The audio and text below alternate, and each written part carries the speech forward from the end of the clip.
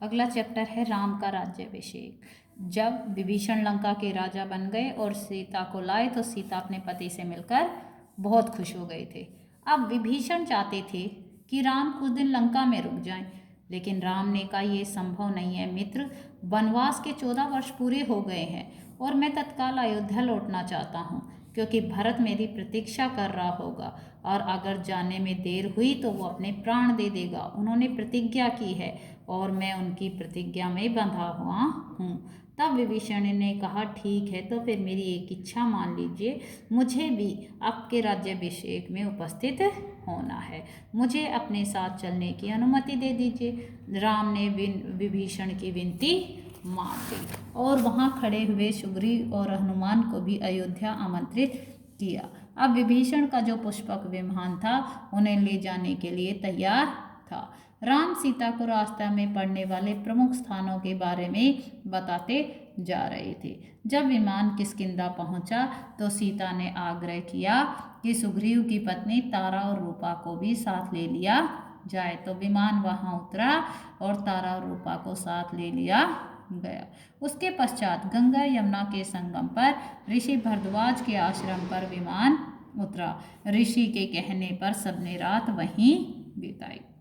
वहीं से हनुमान को अयोध्या भेजा गया भरत को पूर्व सूचना देने के लिए। राम अयोध्या सीधा नहीं जाना चाहते थे।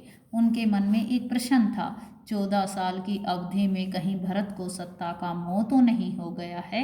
हनुमान को अयोध्या भेजते हुए उन्होंने कहा, भरत के चेहरे पर यह बात सुनकर कैसे भाव आते हैं। यदि इस सूचना से उन्हें खुशी नहीं हुई तो मैं अयोध्या नहीं जाऊंगा। भरत राजकाज संभाले।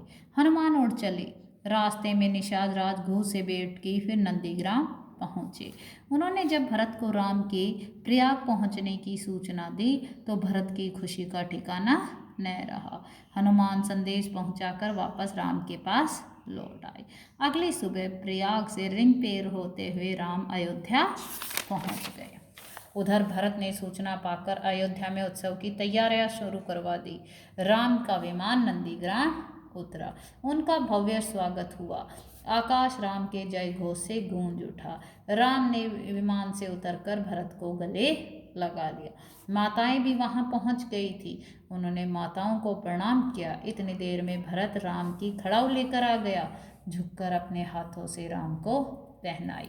राम लक्ष्मण ने नंदीग्राम में तपस्वी बाना उतार दिया और राजसी वस्त्र पहने। जन समूह राम की जय जयकार करता हुआ उन्हें अयोध्या ले गया। नंदीग्राम से चलने से पहले राम ने पुष्पक विमान को कुबेर के पास भेज दिया। वह विमान कुबेर का ही था। रावण ने उसे बलपूर्वक छीन लिया था।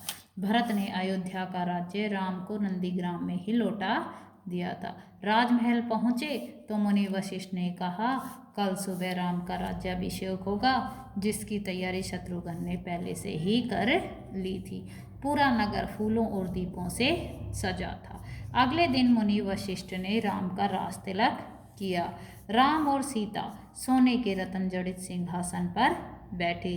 माताओं ने आरती उतारी, मंगलाचार हुआ, शुभ गीत गाए, प्रजाजनों को उपहार दिए गए।